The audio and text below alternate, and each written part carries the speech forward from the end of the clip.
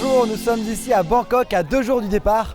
Donc Bangkok, c'est la capitale de la Thaïlande, capitale où il y a 5 fois plus d'habitants qu'à Paris. Donc dans cette ville, on circule avant tout en tuk-tuk, comme vous pouvez le voir ici, un magnifique taxi tuk-tuk. Donc voilà, un tuk-tuk ça peut aller à 45-50 km/h selon le chauffeur. Et donc c'est cette ville qui nous a inspiré pour notre tuk-tuk avec lequel on va rentrer jusqu'à Paris. Aujourd'hui, nous sommes à Wat Pho, l'un des 3 plus grands temples bouddhistes de Bangkok. C'est pour nous l'occasion de vous parler de Bouddha, de sa vie et de pourquoi on a construit des temples aussi impressionnants au milieu de la Thaïlande.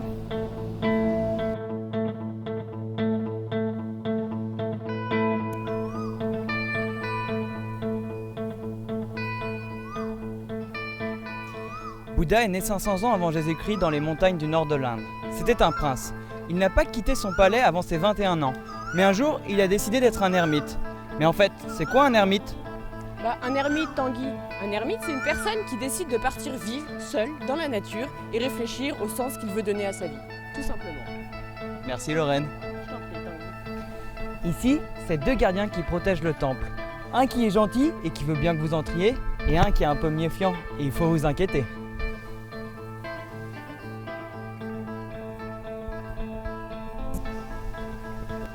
Méditer, c'est faire le vide intérieur, ne plus penser à rien.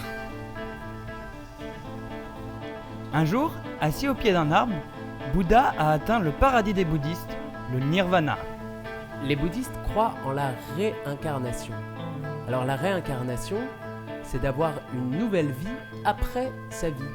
Alors si on n'a fait que des belles actions pendant sa vie et qu'on a été quelqu'un de très bien, les bouddhistes pensent qu'on va être réincarné en quelque chose ou quelqu'un de très bien. Mais si on a eu une mauvaise vie, qu'on a été un mauvais petit garçon, une mauvaise petite fille, eh bien on peut se réincarner en un animal un peu moyen, comme un moustique ou une petite guêpe.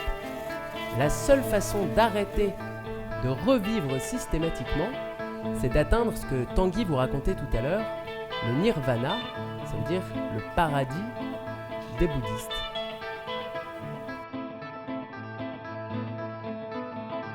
La particularité de ce temple est qu'il a été construit sous le règne de plusieurs rois. Chaque roi ayant construit différents bâtiments que vous pouvez voir sur les toits. La couleur des toits, le bleu, le jaune et le vert sont 3 rois différents.